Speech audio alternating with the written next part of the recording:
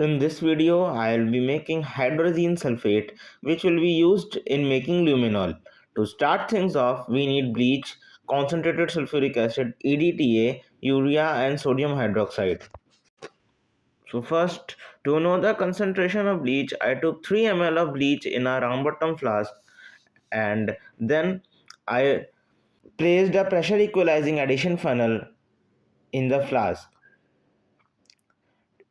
In the pressure equalizing addition funnel, I added 6% hydrogen peroxide solution in excess.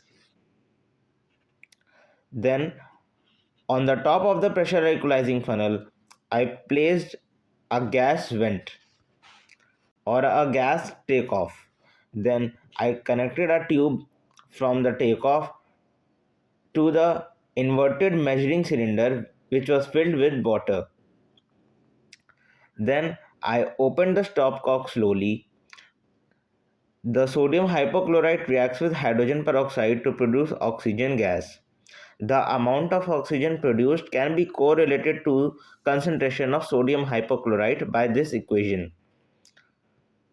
Sodium hypochlorite reacts with 1 mole of hydrogen peroxide to give 1 mole of oxygen. Thus, the amount of sodium hypochlorite in 3 ml solution can be calculated as follows. The concentration of bleach is given by, so the percentage of bleach comes around to be 4.58 by volume. In the same way, the concentration of hydrogen peroxide can also be calculated. Just we have to switch the positions of sodium hypochlorite and hydrogen peroxide. Now, to start things off, I measured 16 gram of sodium hydroxide. Then I prepared an ice bath and poured roughly 312 ml of pre-cooled bleach in my 1 liter beaker. I placed a thermometer and the temperature was around 5 degrees Celsius. So I started adding sodium hydroxide in small portions with strong stirring, not letting the temperature rise above 20 degrees Celsius. After the addition is complete, it was let to cool down to 8 degrees Celsius. Meanwhile, I measured 11 gram of urea. To the urea, I also added 0.15 gram of EDTA. This will chelate metal ions because metal ions tend to degrade hydrazine. I did not add gelatin. If you have gelatin, you can use it. I then added 20 ml of distilled water to it and allowed it to dissolve. But when it didn't dissolve, I heated until it dissolves and slowly solution cleared up.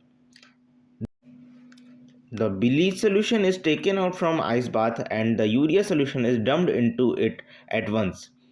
As it is added, frothing occurs. This is due to the evolution of carbon dioxide, and temperature also rises to 30 degrees Celsius. The reaction going here is a Hoffmann degradation reaction. In this reaction, first sodium hydroxide abstracts a proton from the amide, then it attacks hypochlorite to form this chloroamide derivative, which deprotonates simultaneously. Then a rearrangement occurs with release of Cl- ion and isocyanate intermediate is formed, which undergoes hydrolysis to form carbamic acid derivative, which decomposes on heating to release CO2 gas and hydrazine.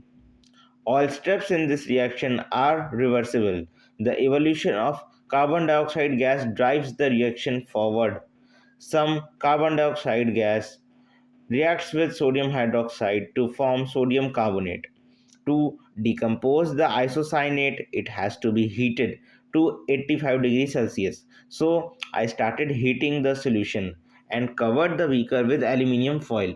Meanwhile, it was getting heated. I prepared 50-50 sulfuric acid water mixture. For that, I roughly measured out 25 ml of distilled water in a beaker, and to it I added 25 ml of concentrated sulfuric acid slowly with stirring. Thus 50 ml solution was made. the solution gets hot, as addition of sulfuric acid generates a lot of heat. So I kept the solution in ice bath.